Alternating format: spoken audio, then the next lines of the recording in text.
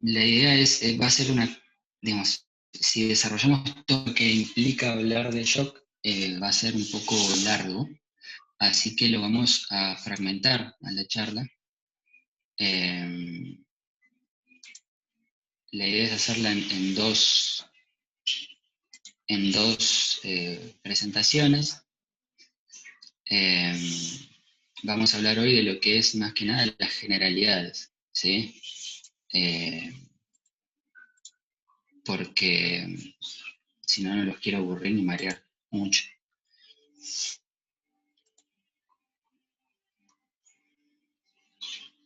A ver, ¿ahí ven todos bien? Sí, ve bien. Perfecto. Bueno, a ver, ¿qué entienden? Vamos a tratar de hacerlo un poquito conversado a esto, ¿sí? Así que pueden hablar. ¿Qué entienden por shock? ¿Qué definición simple, sencilla, en una oración que se entienda le darían al shock?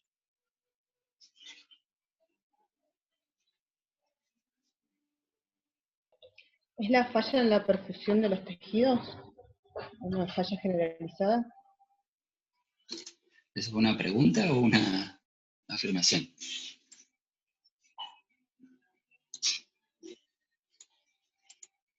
No, una afirmación, es una falla en la perfusión.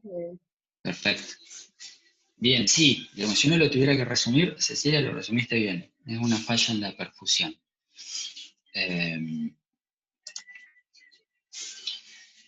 Como dice ahí, es una situación fisiológica donde hay una alteración entre el equilibrio que debería existir entre el gasto cardíaco y las resistencias vasculares. Y lo que ocasiona es justamente, condiciona el aporte de oxígeno a los tejidos, ¿sí? Los tejidos sin oxígeno no pueden desempeñar sus funciones correctamente, entonces todo ese equilibrio se pierde y eso es lo que caracteriza el shock, básicamente. ¿Sí? Esa es la clave. No llega oxígeno a los tejidos y entonces los tejidos que forman los órganos empiezan a fallar. Hay diferentes causas por las cuales se producen esas alteraciones. Los agrupamos en cuatro grandes categorías al shock, que son las que ven ahí: distributivo, hipovolémico, cardiogénico y obstructivo.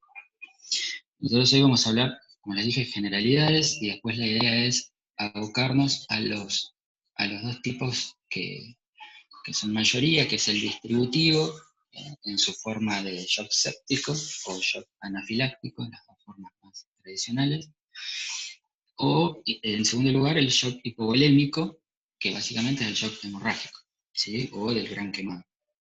Entonces se llevan más del 70% de las veces. Bien, manifestaciones clínicas. A ver, más allá de lo que puedan ver ahí, ¿qué esperarían encontrar ustedes en un paciente en shock?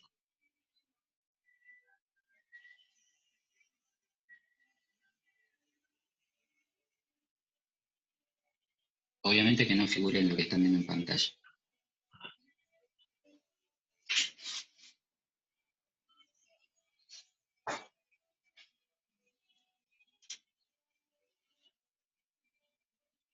¿Me dejaron solo?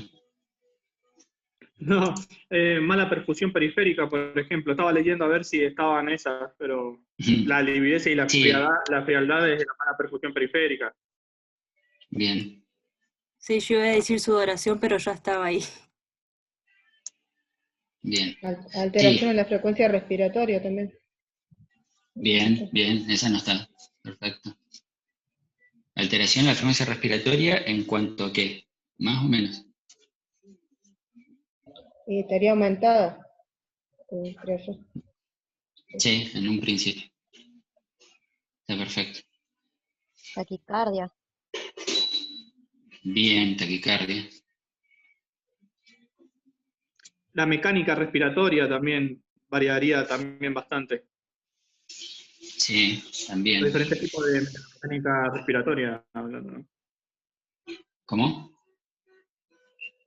La mecánica respiratoria, por ejemplo, hacen Kussmaul, Ah, ok, sí, dependiendo sí, sí. de Strauss. Perfecto. Sí, a ver, básicamente vemos alteraciones de la perfusión, que se pueden manifestar, como decía Gastón, lividez, frialdad, sudoración. Vamos a ir hablando más o menos de las más características, ¿sí? Hipotensión arterial. A ver, el shock es una situación de urgencia. Si uno no maneja bien el shock, lamentablemente lo que le sigue y lo que va a terminar haciendo es una RCP, ¿sí? Entonces, hay que ser un poco, digamos, cuando estamos con un paciente con shock, tenemos que hacer, todo lo que hagamos es diagnóstico y terapéutico. No tenemos tiempo de ponernos a pensar o esperar o controlar a ver qué pasa. No, digamos, todas nuestras acciones van a tener una dirección en cuanto a tratar de determinar frente a cuál de los cuatro estamos, pero también van a tener que ir haciendo algo, ¿sí? Entonces, para hablar primero, valores de tensión arterial. Generalmente uno se imagina que en el shock vamos a tener un paciente hipotenso, pero como hemos visto en otras charlas previas, en realidad no es de los primeros signos que vamos a tener. Digamos, si ya tenemos el paciente hipotenso, estamos llegando a una fase ya tardía del shock, ¿sí? No esperemos digamos, de darnos cuenta de que un paciente está en shock o está hipotenso, porque eso ya estamos llegando tarde. Porque, digamos, la hipotensión ya habla de que fracasaron todos los mecanismos compensatorios previos, ¿sí? Todo lo que ustedes hablaron previamente, ¿sí? Taquicardia, taquipnea y demás, digamos, ya pasó todo eso, y ahora termino viendo ya un paciente hipotenso. De todas maneras, si aún así fuera, digamos, es una variable que está presente y la definimos como una sistólica menor de 90 o una tensión arterial media menos de 70. ¿Sí? ¿Se acuerdan qué es la tensión arterial media o de qué nos habla la tensión arterial media? Habla de perfusión. Sí, claro. Bien. Sí, es una medida que nosotros tenemos de poder evaluar la perfusión y le demanda la entrega de oxígeno, ¿sí? ¿Y se acuerdan cuáles son los valores normales de una TAM?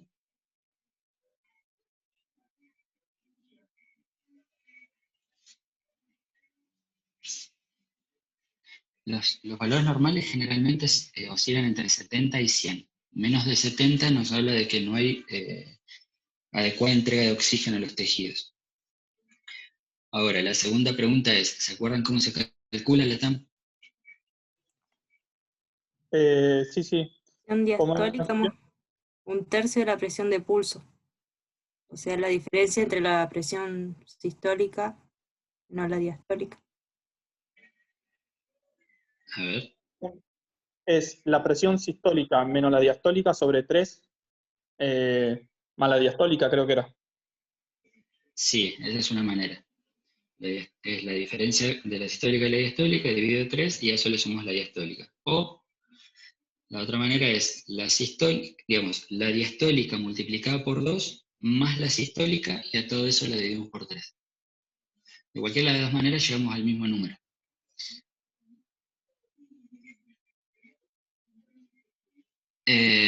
Después, oliguria. Este es uno de los signos clave, digamos, digamos.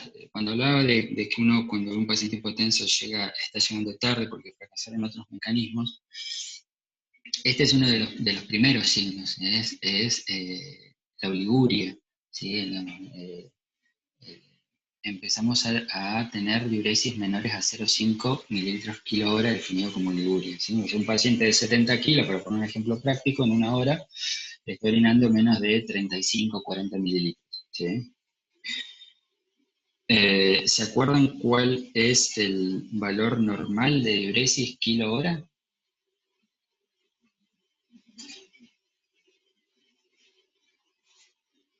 A ver, alguno de los RESI de primero.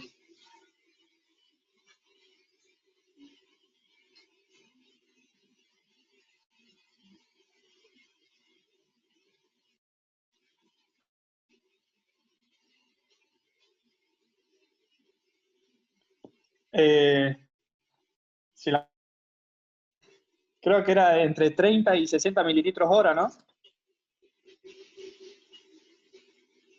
A ver, la revés y de tercero que dice. Vamos a empezar a hacer hablar a todos.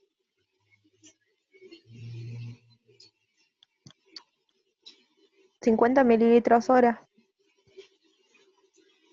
Sí, más o menos. Digamos, uno calcula 1 mililitro kilo hora, que eso te da un paciente de 60 kilos, te da unos 70. Sí, oscila entre esos valores, están bien los dos. Digamos, siempre tenemos que tener en cuenta, tenemos que conocer lo normal para poder darnos cuenta cuando algo está fallando, ¿no? Oliguria vamos a definirlo como menos de 0,5 mililitros kilo. Por ahí es importante hacerlo en términos de mililitro kilo, porque, digamos, si no valores digamos, como valores orientadores está bien.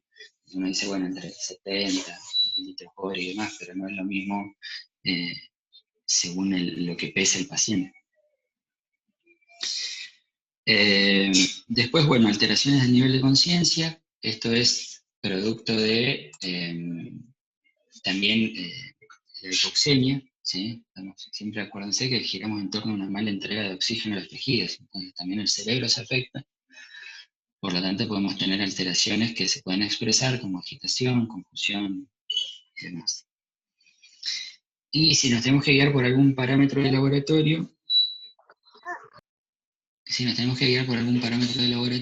acidosis metabólica, porque aumenta la producción de lactato, ¿sí? A consecuencia de que, como no tengo una suficiente entrega de oxígeno, los tejidos empiezan a funcionar, empieza a incrementarse el metabolismo anaerobio. Entonces aumenta el lactato, lo cual me lleva a estados de acidosis.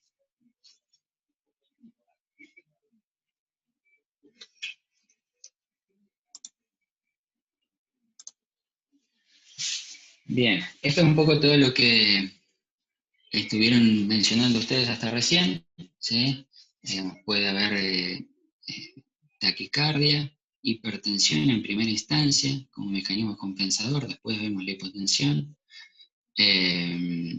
una TAM menor de 65, 70, delirio, desorientación, confusión, relleno capilar lento, mayor de 3 segundos, ¿sí? Taquipnea en una primera instancia. Puede presentarse a veces cuadros de ilio o de isquemia mesentérica, porque, digamos, acuérdense de que el organismo empieza a privilegiar órganos vitales para llevar sangre y oxígeno. Entonces, bueno, uno de los signos que a veces puede presentar son las complicaciones gastrointestinales. Se reduce la filtración glomerular, ¿sí? Y en cuanto a parámetros de laboratorio, lo que hablábamos recién, por ahí lo más destacable es la acidosis metabólica, acidosis láctica, ¿sí? Ahora bien, ya sabemos que tenemos un paciente en shock, digámoslo así. Ahora, en el cuadrito de la derecha pueden ver todos los exámenes que uno le puede pedir a ese paciente. ¿Bien? La pregunta es, ¿se le pide todo eso? ¿Se le piden solo algunas cosas? Por ejemplo, vamos a hacerlo con un ejemplo más práctico. Supónganse que están de guardia y los llaman porque hay un paciente, pongámoslo un adulto sano, sin antecedentes, pero que está con un politrauma, está en el postoperatorio inmediato, traumatológico, de un reemplazo de cadera, reemplazo de rodilla, que a ustedes les guste. Entonces ustedes lo evalúan, le pasan los signos vitales, está con 160, una cardíaca de 110, una respiratoria de 24, está confuso. Y lo único que ustedes saben es que salió hace una hora de quirófano. Digamos, no vamos a decir si está o no está en shock, sabemos que es un paciente que está cumpliendo los requisitos que estamos viendo, que al menos tiene los signos de parámetros de shock. Si nos tuviéramos que orientar ahora en esa lista de complementarias, ¿qué exámenes les pedirían a ustedes de esa lista a este paciente?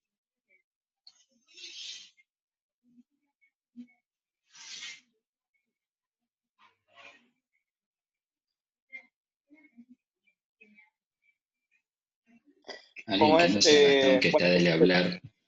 Te voy a censurar, Bueno. Gastón, pero es para que hablen, para que hablen los del resto.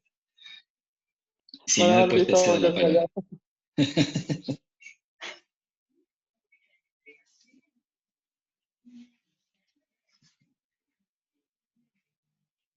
A ver, vamos a elegir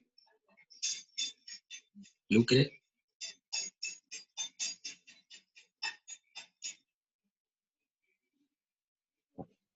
A mí se me ocurre que, bueno, si es un paciente que recién sale de un postquirúrgico, puede tener alguna pérdida. Yo pediría por ahí coagulograma para ver, y bueno, no sé qué otra, ver algo del examen físico, a ver si no tiene un hematoma, si es un postquirúrgico de una fractura de cadera. Por ahí se le puede pedir también una imagen para ver si tiene el tamaño del hematoma, si es que en el examen físico puedo valorar un hematoma. Ujú. Bien. O sea, de poder pedir un laboratorio, hasta ahora un coagulograma y una imagen, ¿qué le harías? ¿Qué imagen? Y ahí está, una tomografía. Una toma, ok. Bueno. ¿Quién más está? Carla.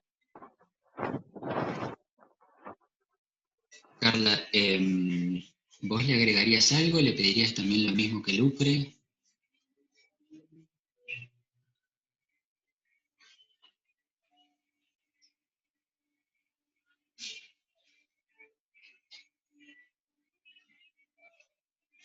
¿Estás ahí?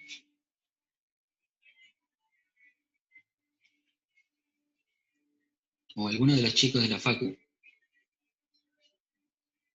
¿Alguno que se anime?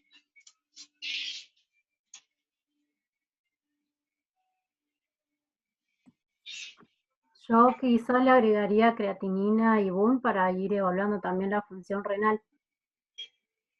Ujú. Y también le pedirías el coágulo y le harías una toma.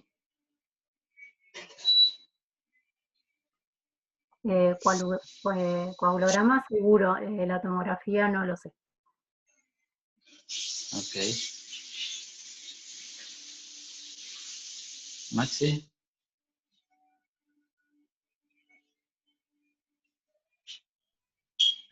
Sí, yo creo que yo le agregaría un electrocardiograma, pero porque es un estudio sencillo, fácil, está al alcance y se puede asociar a algún tipo de hipoperfusión a nivel cardíaco que nos genere algún tipo de alteración a ese nivel. Por eso yo le agregaría un electro, por la simpleza más que... Bien. Maximiliano es recién de cardiología, no sé si se nota, ¿no? Yo no sé si lo dijeron, pero la tensión arterial se la tomaron. Sí, dijimos 160. Ah,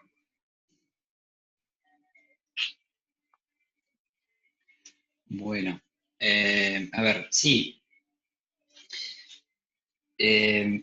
Tenemos varias situaciones que podemos analizar en este caso. Por ejemplo, coagulograma está bien, de todas maneras se supone que ese es un paciente sano y se supone que está saliendo de una cirugía, previamente debe haber tenido algún prequirúrgico donde probablemente le deben haber pedido un coagulograma que imagino estaba normal. De todas maneras no está de más, yo también le pediría, pero no es algo fundamental. Gases arteriales no le pediría a nadie, aparentemente. Yo le pediría. Después, hematocrito, no le pide nadie hematocrito.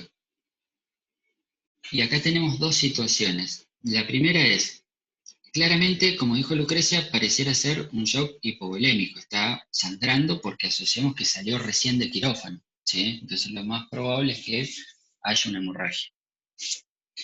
Ahora bien, si es un postoperatorio traumatológico, puede que tenga algún drenaje, entonces hay que mirar siempre alrededor de la cama del paciente, porque si yo veo un drenaje y en el drenaje veo que hay 1 litro de sangre, bueno, claramente es una hemorragia, y no pierdo tiempo en pedirle laboratorio ni nada, llamo al cirujano y que lo vuelva a llevar a quirófano porque hay algo que quedó mal ahí, ¿sí? Ahora, puede ser de que no haya dejado drenaje, puede ser de que no vea un abombamiento.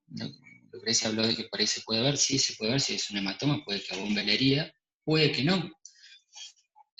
Las cirugías traumatológicas de cadera y de rodillas son de las que más sangran, y muchas veces puede que queden sin drenaje, que hayan sangrado mucho intraoperatorio, y que intraoperatorio se lo haya compensado ya, y se le haya pasado mucho fluido. Entonces, como habíamos visto en una clase pasada, a ver, si yo a ese paciente le hago un hematocrito y tengo uno para comparar, probablemente pueda haber una diferencia y pueda haber una caída, porque después de la fluidoterapia de quirófano, ahí puede ser que haya alterado los porcentajes. Ahora, si no fue correctamente reanimado y el paciente, yo supongo que está sangrando, un hematocrito en esa primera instancia probablemente no me vaya a mostrar ningún indicio, ningún parámetro de anemia, porque todavía no llegó el cuerpo a redistribuir. ¿Se entiende? Sí. Entonces, todas esas cosas son las que tenemos que tener en cuenta. Primero, evaluar bien el paciente, los parámetros vitales, ver que no tengo, en este caso, porque bueno, justo puse el ejemplo, pero en un postoperatorio, ver que no tengo un drenaje, ver que está saliendo del drenaje, mirar la foja quirúrgica, ver si hubo alguna complicación o no, ir llamando a quien intervino en la cirugía, ya sea cirujano general, traumatólogo, quien fuera, voy pidiendo un laboratorio, voy viendo qué me sirve de un laboratorio, ¿sí? Teniendo en cuenta todas estas cosas. Y después venimos con lo otro que es la imagen. Estoy de acuerdo de que una imagen me aportaría. Ahora, ¿es el paciente para llevarlo a un tomógrafo, hacer el tiempo de la tomografía, para después ver si tenía o no un hematoma? Digamos, ¿es un paciente que me permite esos tiempos? Se nos muere si lo bajamos. Bien. El paciente está inestable, entonces, paciente inestable, no pierdo tiempo en la imagen, en este caso. Quizás sí le puedo hacer una eco al pie de la cama, si tengo la disponibilidad y lo van a hacer rápido, sí. Sí, no digo no una imagen, digo por ahí el método. Quizás una ecografía me pueda sumar algo y no me haga perder tanto tiempo. Pero también repito lo mismo. Miro el drenaje, veo si hay 1 litro de sangre en el drenaje, no necesito hacer una imagen. Si no la tengo y veo que está bombado, tampoco. Ahora, si no la tengo y no veo que está bombado, bueno, por ahí una ecografía, ahí sí. ¿Sí? Ahora bien, el mismo paciente, por una cuestión de rehabilitación y demás, siguió internado. Pasaron 3 semanas y vuelvo a estar de guardia, me vuelve a llamar la enfermera y me dice que el paciente está hipotenso, está confuso, que no ha orinado en las últimas 6 horas, en lo que va del turno, y está con fiebre. Ahora bien, ¿qué le pedimos a este paciente?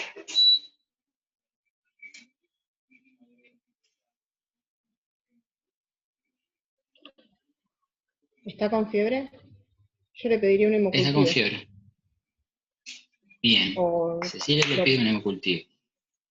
Ivana también le pide un hemocultivo. ¿Qué más? Y también un Un creatinina, hemograma, electrolitos. leucocitos. Bien, hemograma.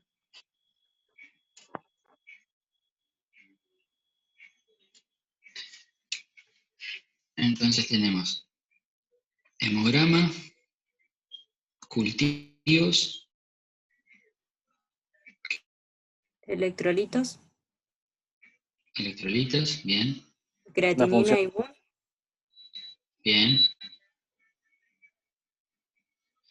Alguien dijo cultivos. ¿Qué cultivos de qué le pedirías? Cecilia creo que fue. Yo dije hemocultivo, pero también estaba pensando que puede Ah, ser un urocultivo también. ok, bien. O sea, cultivos de sangre y de orina, bien. Pediría ¿Alguien le también pediría un... PCR y eritro más para ver. tendríamos que pedir. ¿Cómo? PCR y eritro le pide Lorenza. Y un ¿Qué más? estado ácido base y bueno, y ver bien el sitio de la cirugía para ver si hay signos de inflamación y empezar a ver también el foco. Ok. Bien. Este paciente nos permite hacer más cosas, ¿sí? Está bien todo lo que dijeron, hay que ver los glóbulos blancos. Digamos, estamos pensando que el paciente está infectado, claramente. Está en tiempo, además, de hacer alguna complicación infecciosa. Entonces nos interesa ver glóbulos blancos como marcadores de leucocitosis o no, marcadores de reactantes de fase aguda, función renal, estado ácido base, cultivos, ¿sí? Estamos sospechando un shock séptico, así que está bien cultivarlo. Todo lo que han dicho está bien, tiene su fundamento. ¿Alguien le pediría una imagen a este paciente?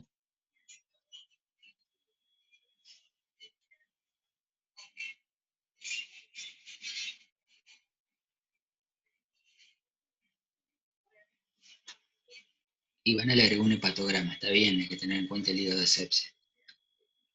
Y según la semiología, por ahí nos abocamos todo al otro, pero según la semiología respiratoria también se le puede pedir una placa de tórax para ver si no hizo una neumonía o otra cosa. Sí, lleva un tiempo interesante internado, puede tener una neumonía intrahospitalaria, está bien. Si es que la semiología me orienta hacia eso. Ahora, si yo supongamos que le miro la herida y está bombada, y roja, y caliente. ¿Y le hacía una eco para verlo? ¿O una Sí. No sé, porque como el paciente anterior estaba inestable también, o sea, y este también, no sé si me lo llevaría a hacerlo natal. Sí, la situación, a ver, sí, si tenés la disponibilidad y tenés un ecógrafo de confianza, le puedes hacer la eco ahí. Quizás este caso, digamos, el manejo, digamos, el otro era un paciente que estaba con un sangrado activo, entonces había cuestiones que compensar y corregir más rápidamente que en este caso, que por ahí, digamos, uno lo maneja de otra manera, con herramientas más clínicas, con antibióticos y demás, entonces uno, digamos, en este caso uno podría llevarlo una vez estabilizado a tomografía. Digamos, la imagen no es mandatoria hacerla en ese momento, digamos, no me va a cambiar la conducta probablemente. Sí, si yo estoy sospechando que probablemente que pueda haber tenido un absceso, o que haya hecho un hematoma, se infectó, no me va a cambiar la conducta, ¿sí? Entonces puedo esperar a estabilizarlo y hacer la imagen en un segundo tiempo, ¿sí? Una ecografía, si la tengo, si en el lugar donde estoy no tengo alguna imagen de mayor sensibilidad, una ecografía está bien, y si no, directamente una tomografía. No lo voy a hacer una ecografía para después hacer una toma. Si tengo la toma disponible, una vez que lo estabilicé, le puedo hacer la toma. Bueno, la idea un poco de esto era ver, digamos, cómo no siempre hay que tratar de pensar lo que uno le pide al paciente de acuerdo a lo que ve del paciente y de acuerdo a la situación del paciente. En este caso era el mismo paciente en dos tiempos diferentes y le pedimos cosas totalmente diferentes. Hay que tratarse de acostumbrarse a pensar en eso, básicamente. Porque si no, uno después pide cosas, encuentra cosas y no sabemos qué hacer. Ahora bien, pensamos qué era lo que podía tener, le pedimos algunos estudios y ¿qué hacemos mientras tanto?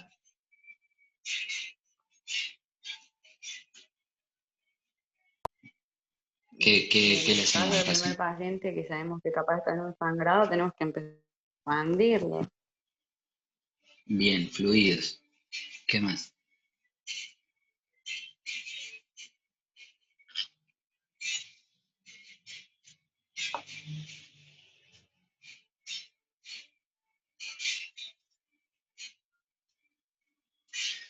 Básicamente, primero tenemos que tenerlo monitorizado. ¿Sí? Tenemos que saber qué frecuencia cardíaca tiene, qué tensión tiene, cuánto satura, monitoreo electrocardiográfico. Tenemos que controlar la diuresis. Si no tiene, habría que ponerle una sonda vesical. ¿Sí? Y, como dijo Rosario, hay que ponerle fluidos. Entonces hay que tener un acceso venoso. Calibre grueso. 2 periféricas, o si no, si tenemos posibilidad y tenemos una vía central disponible, vía central. Tenemos que pensar que este paciente va a requerir expansión, probablemente requiere hemoderivados, antibióticos, ¿sí? Entonces, 2 periféricas, o si no una central de doble lumen, ¿sí? Básicamente lo mismo que se hace en todas las situaciones de urgencia, asegurarnos el ABC, digamos, pensar en tener una buena vía aérea, ¿sí? Ver del trabajo respiratorio. Al principio Gastón mencionaba esto de la mecánica ventilatoria alterada. Un paciente que está taquipneico, digamos, sabemos que el uso excesivo de los músculos respiratorios me aumenta la demanda de oxígeno, entonces voy a agregarme un factor más de consumo de oxígeno que no es lo que estoy buscando, ¿sí? Entonces ese tejido también va a entrar en este circuito de metabolismo anaerobio y va a aumentar la producción de lactato, voy a tener un paciente con acidosis láctica, hipercápnico, entonces eso hay que tenerlo muy en cuenta, ver cómo está respirando el paciente, ¿sí? Segundo, optimizar la circulación, ahí va lo de la fluidoterapia, ¿sí? Que eso es una de las cosas que vamos a hablar ahora. Y asegurarnos una adecuada entrega de oxígeno, ¿sí? Básicamente, como dijimos al principio, tener una buena vía aérea, pero sobre todo esto por ahí hace más referencia a los pacientes, digamos, estar atento a cuando el paciente requiere una transfusión de glóbulos rojos, ¿sí? A ese tipo de entrega de oxígeno, ¿sí? Eso es común a cualquiera de los tipos de shock, digamos. Esto es lo que deberíamos hacer en los primeros 5 minutos. Ahora bien, vamos a hablar de fluidos. Esto lo puse porque me pareció interesante y es muy esquemático. Digamos, nosotros sabemos que el agua corporal total se compone de los 2 compartimientos, intra y extracelular. En el extracelular tenemos el intravascular y el extravascular o intersticio, ¿sí? El equilibrio entre ambos, entre todos los sistemas, se da por los electrolitos, estados y bases, los equilibrios osmóticos y demás. El extracelular predomina más el sodio, el cual de todas maneras permanece igual entre el intra y el extravascular. Ahora bien, eso es lo que en condiciones normales. Cuando uno toma agua, lo que hace es expandir ambos compartimientos, ya sea el intra como el extra. Cuando uno aporta fisiológico, cuando uno aporta suero salino, lo que hace es aumentar el extracelular, ¿sí? Solamente. Y cuando uno incorpora sales, lo que hace es aumentar el extracelular, pero a expensas de disminuir el intracelular, ¿sí? Eso para que tengamos en cuenta cuando en las fluidoterapias intensas o para adecuar bien los planes de hidratación, sobre todo el tercer ejemplo, que es digamos, el típico en internados, cuando no se exceden los líquidos, todo ese líquido va a la intersticia. Entonces, eso hay que tenerlo en cuenta. Ahora bien, hablamos de fluidos. Y uno cuando repone líquidos, en realidad es una discusión que todavía no está demasiado clara, digamos, porque uno podría decir que un líquido ideal para aportar es el que yo sé cuánto me va a aumentar el volumen, cuánto tiempo lo va a hacer, sé que la composición sea lo más cercana o similar al líquido extracelular, que se excrete sin acumularse en los tejidos, como pasa después lo vamos a ver con algunas soluciones, que no tenga efectos adversos, y la verdad que eso no existe. Entonces lo que tenemos hoy por hoy son dos tipos de soluciones, las coloides y las cristaloides.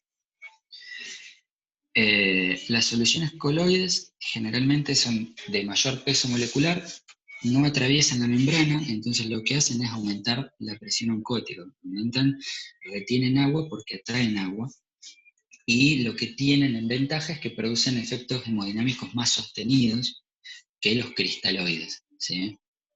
En una proporción de 1 a 3. Hay dos tipos de coloides, ¿sí? Los naturales y los sintéticos. Naturales, la albúmina, y los sintéticos hay tres tipos. Las gelatinas, los derivados de los almidones y los dextranos, ¿sí?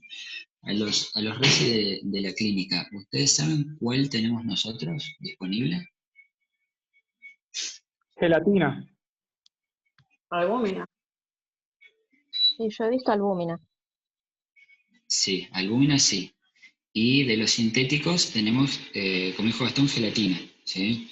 El geloplasma es el que tenemos nosotros. Si lo quieren buscar, ese es el que tenemos nosotros. Sí, está en los carritos de paro y en quirófano también hay un montón, en la UTI y en maternidad están en los carritos de paro al lado. Exacto, ese sachecito espeso que está colgado generalmente en el carro de paro. O en los cajones a veces. Las gelatinas, hay dos tipos de todas maneras, que varían en cuanto a la composición molecular. La que tenemos nosotros, que es la geloplasma, es una gelatina que se llama del grupo de las succinilcoladas, que son dentro de todas las más seguras, porque el mayor riesgo del uso de gelatinas eran en el momento de las reacciones adversas, las reacciones anafilácticas. En el caso del geloplasma es menor del 0,1%, lo cual lo hace bastante seguro. Es importante esto que sepamos qué solución coloide tenemos, porque no todas se administran en igual cantidad, en igual tiempo. Entonces, como les dije antes, son situaciones en las que no podemos estar preguntándole a la enfermera a ver qué es lo que tenemos y a ver qué hacemos. ¿Sí? Tenemos que tener eso claro. El otro grupo son los cristaloides, que estos son los más conocidos, son los más económicos, los más disponibles, lo que van a encontrar en cualquier lugar, guardia, salita del mundo, que es el suero fisiológico, ¿sí? Solución salina, el 0,9%, ¿sí? Como en desventaja con los coloides, lo que tienen es que no tienen un efecto tan sostenido. Se calcula, digamos, estudios que se han hecho en adultos sanos, a la hora el 20%, solo el 20% está en el intravascular, ¿sí? Y están relacionados a algunas complicaciones que después vamos a ver bien, en particular del fisiológico, ¿sí? Hay otro grupo de cristaloides, a ver si alguno se acuerda cuál es, que no es el fisiológico. Bien, me di cuenta que lo puse ahí abajo. Sí, el Ringer. El Ringer, hay tres tipos de Ringer, el que más usamos es el lactato, ¿sí? Son las que se llaman las soluciones balanceadas, que lo que hacen es básicamente tener menos aporte de sodio y cloro, ¿sí?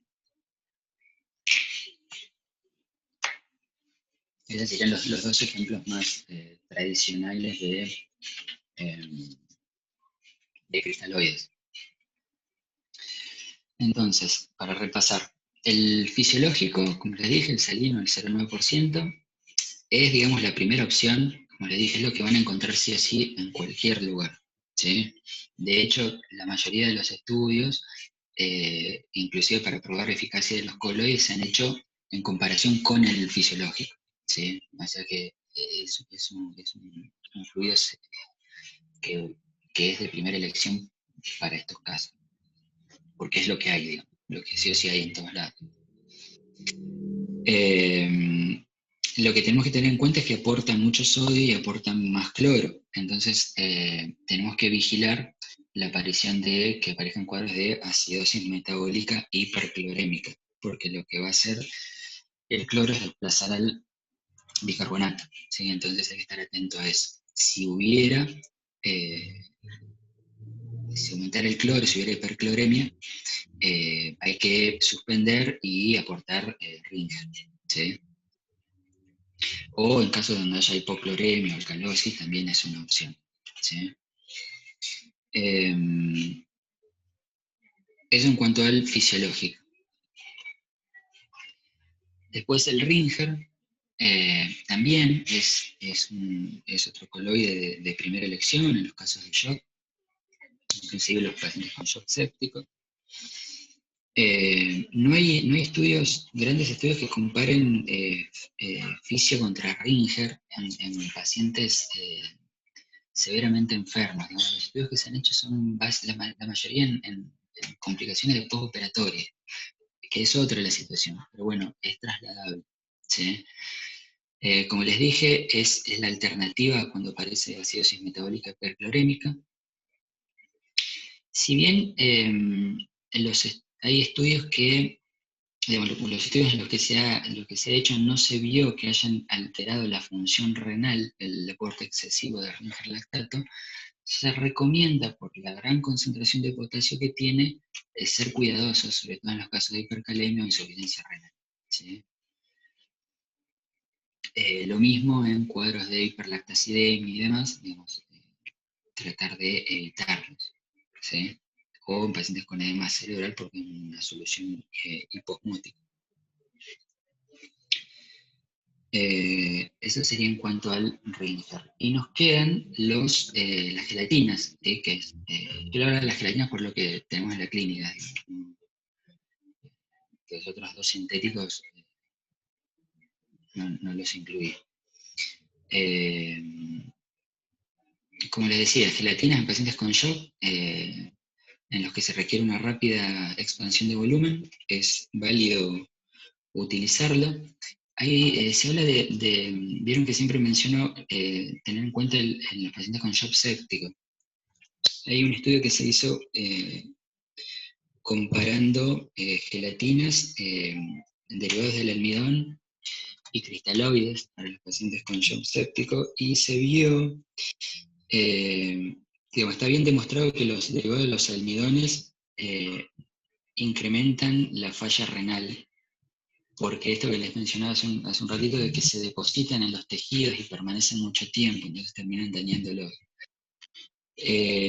Las gelatinas, en comparación con los cristaloides, en estos casos también se vio que tenía una mayor incidencia de insuficiencia renal y requerimiento de hemoderivados, ¿sí? En comparación con el fisiológico, el Ringer. Entonces, hay que tener cierta cautela si se tratara de un shock séptico, tratar de evitarlo, ¿sí? Ahí dice si se desea emplear gelatina, que sea la succinilada, porque esto que les explicaba, que tiene mejor perfil de seguridad, tiene menos tasa de reacciones adversas, anafilaxis, menor al 0,1 versus menor, que si bien es bajo también de los otros tipos, es menor al 1. La succinilada, que es la que tenemos, que lo plasma, es menor al 0,1. ¿Sí? Todavía faltan más estudios como para que avalen mayores parámetros de seguridad en cuanto a las gelatinas, pero bueno, la dosis recomendada es de 30 mililitros kilo en fase de reanimación, ¿sí? Así que bueno, eso, digamos, voy a cortar acá, pero para no hacerlo tan largo, que no se aburran, y así, digamos, distinguimos bien, digamos, llegamos hasta acá con lo que tenemos que identificar de un paciente en shock,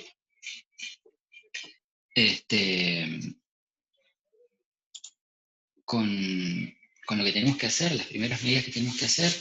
Me interesó puntualmente esto de repasar el tema de los fluidos, ¿sí? Para tener en cuenta, porque no es que, como si bien, como les dije, el fisiológico es lo que vamos a encontrar y lo que vamos a tener a mano y lo que vamos a usar, pero si tenemos la posibilidad de elegir, y si estamos en un lugar donde podemos tener opciones, tenerlo en cuenta, ¿sí? Porque cuando uno tiene la posibilidad, digamos, si yo no tengo más que fisiológico, bien, usaré fisiológico.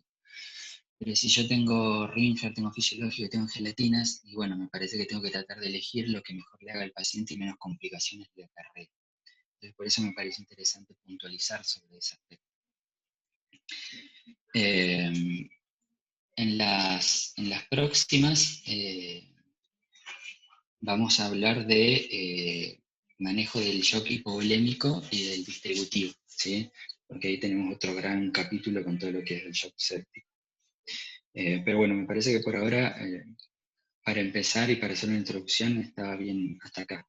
No sé qué les pareció a ustedes, si tienen alguna duda, alguna pregunta.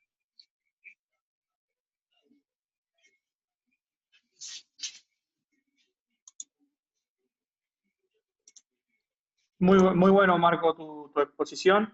Lo único que la cortaste en la mejor parte, que es el manejo. No, bueno, pero justamente porque esto, la idea era hacerlo, la generalidad, lo que sí o sí es común a todos, ¿sí? Lo que tenemos que hacer, como les decía en los primeros minutos, sí o sí. Después, para los dos grandes grupos de los que vamos a hablar, las cosas son diferentes. Entonces, para no mezclar los conceptos, me pareció que era mejor dividirlo. Y además porque si no íbamos a estar, es largo el tema.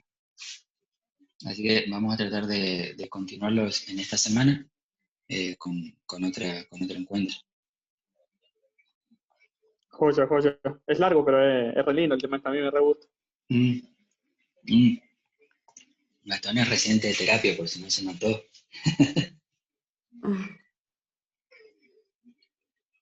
Bueno, chicos, los chicos de la Facu, ¿tienen alguna pregunta, algún comentario? No sé, los escucho.